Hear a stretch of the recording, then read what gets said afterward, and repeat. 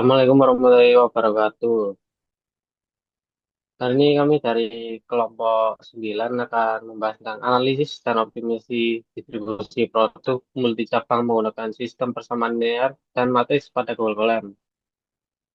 Sebelumnya, perkenalkan saya Muhammad Kafir Nama Praditya dengan NIM 108062500008. Saya Kailila Lanju Aziza dengan NIM 28. Saya Zidan Taufik Roman dengan NIM 4.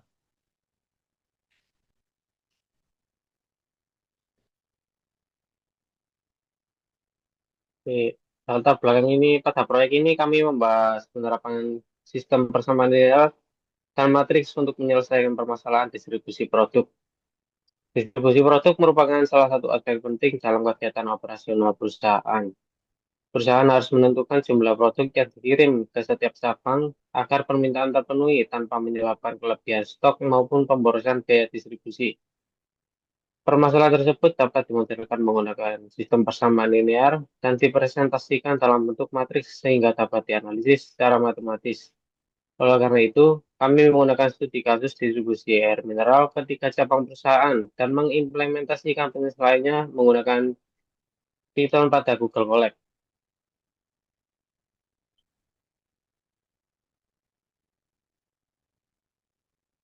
Untuk rumusan masalah dan tujuannya, berdasarkan latar belakang tersebut, terdapat beberapa rumusan masalah yang ingin kami bahas. Pertama, yaitu bagaimana distribusi produk dapat dimodelkan menggunakan sistem persamaan linear.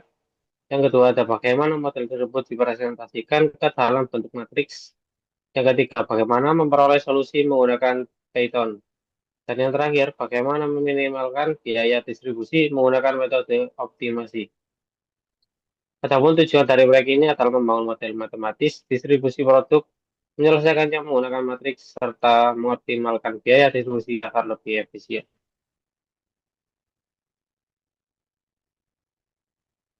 Oke, ini ada datanya. Nah, pada penelitian ini digunakan studi kasus distribusi air mineral ketiga Hah? cabang perusahaan, yaitu ada Jakarta, Bandung, dan juga Surabaya.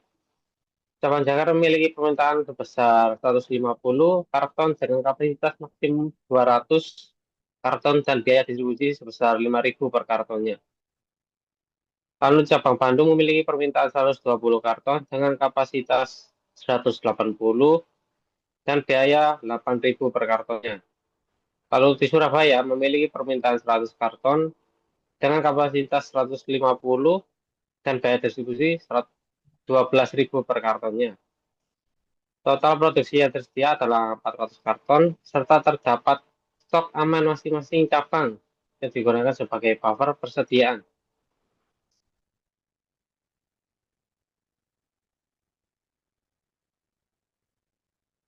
Oke, untuk permodelan sistem persamaan linearnya, untuk memodelkan permasalahan distribusi tersebut, kami mendefinisikan 3 variabel keputusan, yaitu X1 menyatakan jumlah distribusi ke Jakarta, X2 menyatakan jumlah distribusi ke Bandung, dan X3 menyatakan jumlah distribusi ke Surabaya.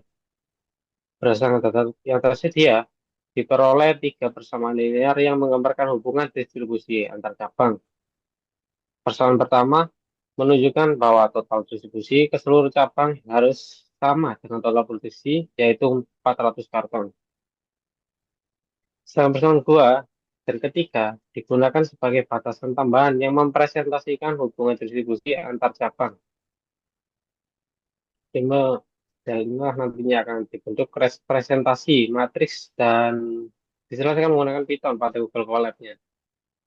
Nah, selanjutnya saya persilakan Mas Jidan untuk menjelaskan representasi matriks dan sistem persamaan tersebut.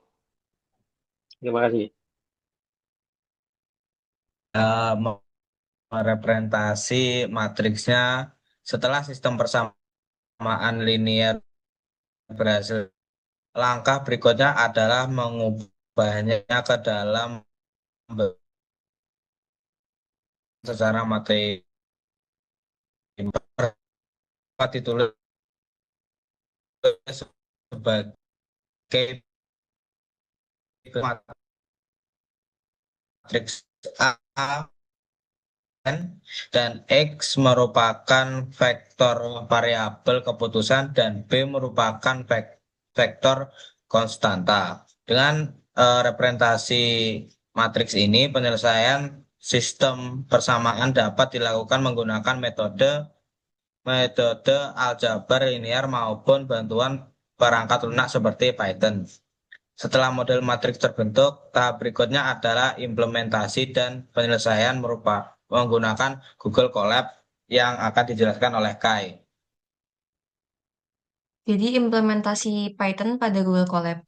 Jadi pada bagian ini kami mulai mengimplementasikan model yang telah dibuat ke dalam Python menggunakan Google Colab. Jadi pertama, kami mengimport beberapa library yang diperlukan seperti NumPy untuk operasi matriksnya dan SciPy untuk optimasinya.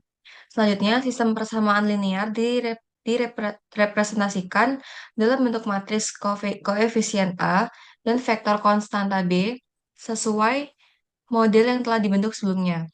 Jadi data inilah yang nantinya akan digunakan untuk mencari solusi distribusi secara otomatis menggunakan Python. Selanjutnya, informasi matriks. Jadi pada tahap ini, program menampilkan matriks A dan vektor B serta menghitung determinan dan rank matriksnya. Analisis ini dilakukan untuk memastikan bahwa sistem persamaan yang digunakan memiliki solusi yang valid sebelum dilakukan proses penyelesaiannya. Kemudian bagian penyelesaian SPL-nya, kita menggunakan fungsi NumPy linear solve untuk menyelesaikan sistem persamaan linearnya. Dari proses ini diperoleh nilai X1, X2, X3 yang menunjukkan jumlah distribusi ke setiap cabangnya.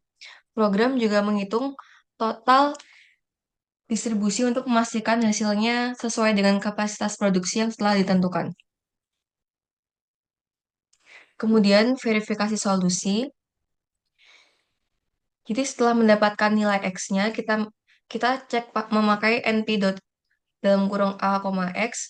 Jadi ini mengalihkan balik matriks A dengan X, lalu hasilnya kita membandingkan dengan vektor B yang asli. Kemudian agar pengecekannya akurat, kita memakai np-all-close. Fungsi ini toleran sama selisih kecil akibat pembulatan numerik. Jadi kalau outputnya true, berarti solusinya valid. Kemudian bagian inverse matriksnya, kita mencari solusi X memakai metode inverse matrix. Jadi pertama, np-linear-inf dalam kurung A untuk menghitung inverse dari A. Lalu hasilnya langsung dikalikan dengan B. Nah, itulah hasil nilai X-nya.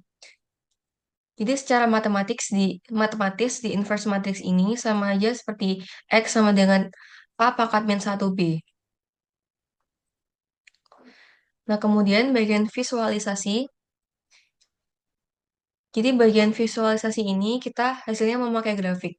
Jadi kita membuat dua bar chart sekaligus. Yang pertama kita menunjukkan distribusi optimal per cabangnya. Yang kedua kita membandingkan permintaan versus distribusi aktualnya. Jadi dari sini langsung terlihat secara visual apakah distribusi kita sudah sesuai dengan permintaan tiap cabangnya. Kemudian kita masuk ke output Python-nya. Jadi output pertama setelah kode dijalankan, kita bisa melihat matriks A berukuran 3 kali 3 dan vektor B yang isinya total permintaan tiap cabang yaitu 400, 230, dan 190. Jadi yang penting di sini determinan A-nya itu kan 11. Artinya matriks ini invertible alias bisa dicari inverse-nya. Dan ranknya juga 3, berarti sistem persamaannya punya solusi unik. Kemudian output sistem persamaan linear. Jadi kita menemukan distribusi optimalnya. Jakarta sebanyak 102,73 karton, lalu Bandung 136,36 karton, kemudian Surabaya 160,91 karton, dan total distribusinya adalah 400 karton. Jadi hal ini sesuai dengan total permintaannya. Jadi ini seperti bukti kalau solusinya itu akurat. Kemudian hasil verifikasinya, jadi hasil A dot X sama persis dengan vektor B. Jadi keduanya itu 400, 230, 190. Dan selisihnya itu true. Artinya solusinya itu verified dan distribusi yang kita hitung sudah valid. Nah, ini adalah output visualisasinya. Grafik di bagian kiri menunjukkan distribusi optimal tiap cabang. Dan Surabaya paling banyak ya. Dan Jakarta paling sedikit. Lalu grafik kanan ini untuk membandingkan permintaan versus distribusi aktualnya. Jadi setiap cabang ada selisih atau gap. Yang artinya masih ada ruang optimasi ke depannya. Kemudian lanjut, ini optimasi dengan linear programming. Nah, jadi kita tingkatkan lagi dengan optimasi biaya memakai linear programming. Jadi kita memakai linprog dari CFI, kemudian fungsi objektifnya adalah meminimalkan biaya distribusi dan biayanya tuh berbeda di tiap cabang. Jadi Jakarta 5.000, Bandung 8.000, Surabaya 12.000 per karton. Jadi kendalanya total distribusi harus tetap 400 karton dan tiap cabang ada batas minimum stok amannya. Jadi hasilnya nanti kita lihat distribusi paling optimal dengan biaya yang paling minimum.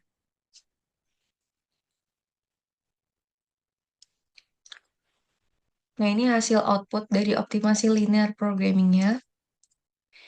Jadi status optimasinya di sini berhasil ya, karena distribusi paling optimal itu Jakarta 200 karton, kemudian Bandung 180 karton, dan Surabaya cukup 20 karton. Karena, kenapa Surabaya cukup 20 karton? Karena biaya kirim ke Surabaya itu paling mahal. Jadi total biaya minimum di sini adalah 2.680.000.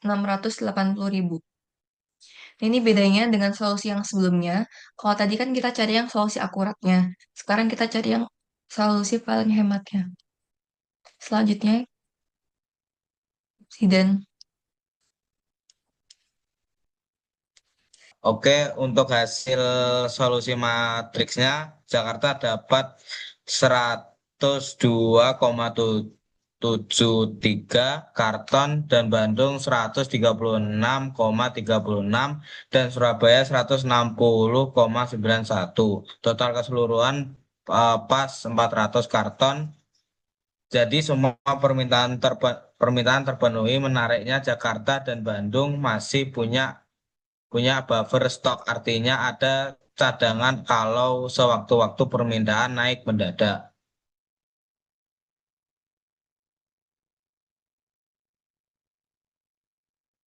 Lanjut ke optimasi biaya.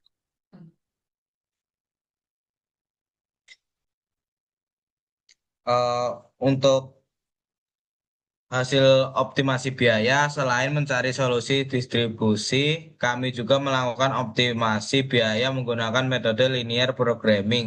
Tujuan optimasi ini adalah meminimalkan total biaya distribusi tanpa melanggar batasan kapasitas maupun jumlah produk yang tersedia.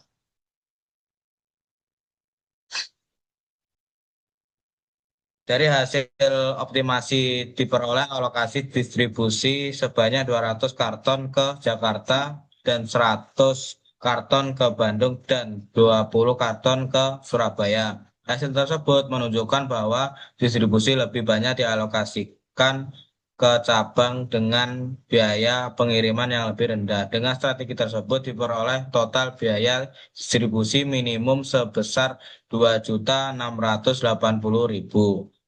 Hal ini menunjukkan bahwa metode optimasi dapat membantu perusahaan menghemat biaya operasional secara signifikan. Per- eh, untuk kesimpulannya yaitu penerapan sistem persamaan linear dan matriks dapat digunakan untuk pemodelan permasalahan distribusi produk secara sistematis dan terstruktur melalui bantuan Python pada Google Colab. Proses perhitungannya dapat dilakukan dengan lebih cepat dan akurat, sehingga diperoleh solusi distribusi yang memenuhi kebutuhan setiap cabang. Selain itu, penggunaan metode linear programming menunjukkan bahwa biaya distribusi dapat dioptimalkan tanpa melanggar batasan yang telah ditentukan. Dengan dengan demikian, konsep matriks dan vektor memiliki peran penting dalam membantu pengambilan keputusan pada permasalahan distribusi di dunia nyata. Baik, sekian dari kelompok kami. Sekian, Apabila ada kesalahan, mohon maaf. Wassalamualaikum warahmatullahi wabarakatuh.